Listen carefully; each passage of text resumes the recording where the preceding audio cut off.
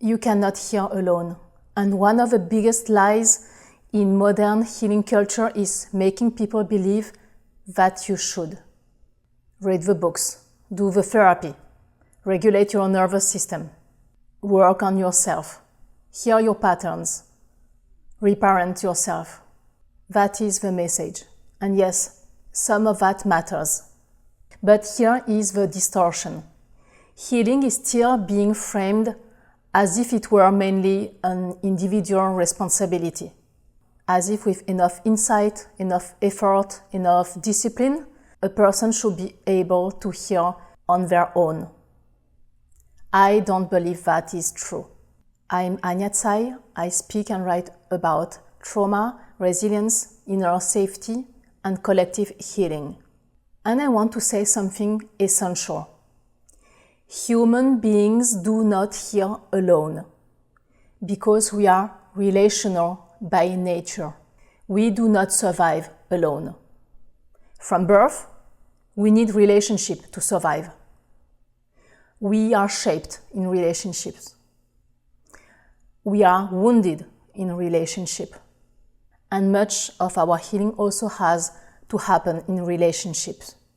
You don't heal alone from what was broken in human connection. That is not weakness, that is not dependency, that is not failure. That is reality.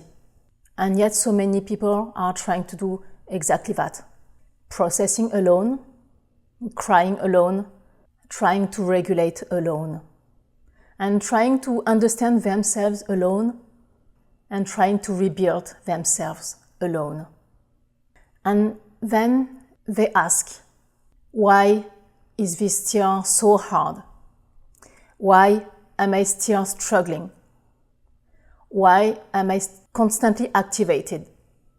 And why am I not further along by now? But maybe that is the wrong question. Maybe the problem is not that they are not trying hard enough. Maybe the problem is that they are trying to do something deeply human in profoundly unsupported conditions. Because isolation is never neutral. Isolation is so painful. It dysregulates the nervous system. Isolation has always been a form of punishment in human history. Being rejected or excluded from the group, from the family, from the tribe was a brutal punishment. And being cut off from support, belonging, safe human connection and resonance affects the whole system. So no, I don't believe that healing is meant to happen in isolation. Because human beings are not built for that.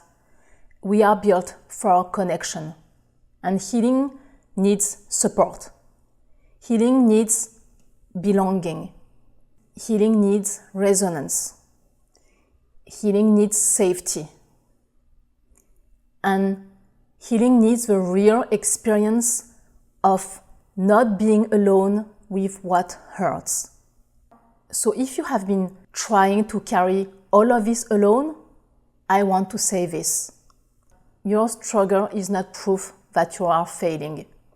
It may be proof that you are carrying much more than a human being was ever meant to carry alone.